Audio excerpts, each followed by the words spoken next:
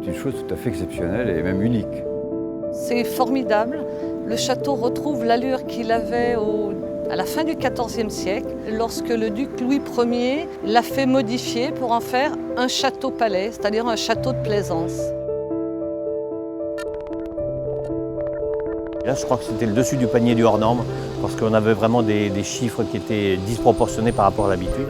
1 tonne d'acier, 600 heures de travail. 12 000 feuilles d'or, et les feuilles d'or font 8 par 8. 2000 km en voiture pour aller aux réunions, pour aller à la galvanisation, pour aller chercher la matière, le fer. Je crois que c'est peut-être le seul si gros épi de fêtage qu'on n'a jamais fait. Là, on a travaillé pour 500 ans. Là, c'est vraiment comme ça qu'on a vu la chose.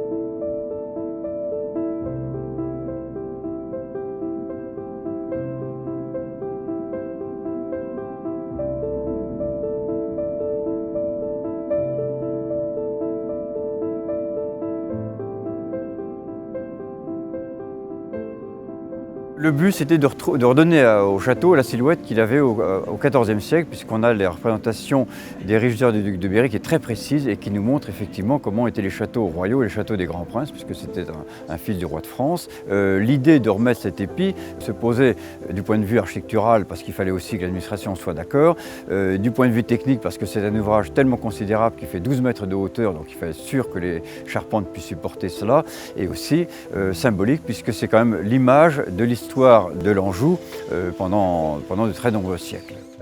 Mon travail, ça a été d'interpréter les dessins de l'architecte M. Arnaud de Saint-Jouan. Et à partir de là, j'ai réalisé les modèles en terre ou en plastiline pour toute la partie petit décor entre guillemets. Et pour la fleur de lys, elle a été réalisée en polystyrène et enduite. Voilà. Donc ces éléments sont destinés à être moulés et c'est l'entreprise Adénéo qui les exploite pour fabriquer des matrices d'emboutissage qui permettent de mettre en forme le métal. Notre atelier a été chargé de la réalisation de toute la partie ornementation métallique. Donc ce qu'on appelle ornement métallique, pour nous, c'est le travail du métal non ferreux, donc à savoir la mise en forme du cuivre et du plomb.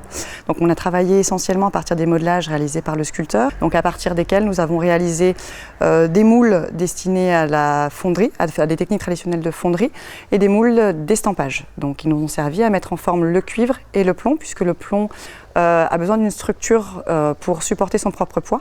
Donc nous avons réalisé le premier épi de fêtage en cuivre que nous avons ensuite intégralement habillé de plomb. L'intégralité ensuite de ce métal a été assemblée sur une structure métallique qui lui sert un petit peu de colonne vertébrale.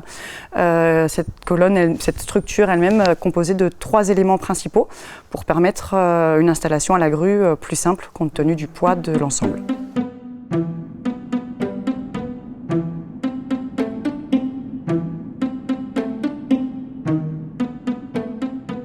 Notre rôle a été de réaliser la structure centrale, l'âme de l'épi, autrement dit la partie métallique qui supporte les ornements. Il y a une première partie, c'est l'araignée, une espèce de tabouret, un grand tabouret qui fait 3 mètres de haut et qui vient chercher sur les pièces de charpente la force pour arrimer l'épi sur la charpente. Donc ça, c'est la première section qui s'arrête au faîte du toit. Pour nous, c'était un très beau chantier. Parce qu'on a l'habitude de faire des restaurations d'épis de fêtage, mais souvent c'est de la restauration et non pas de la réalisation. En tout cas, c'est carrément une création d'un épi de fêtage.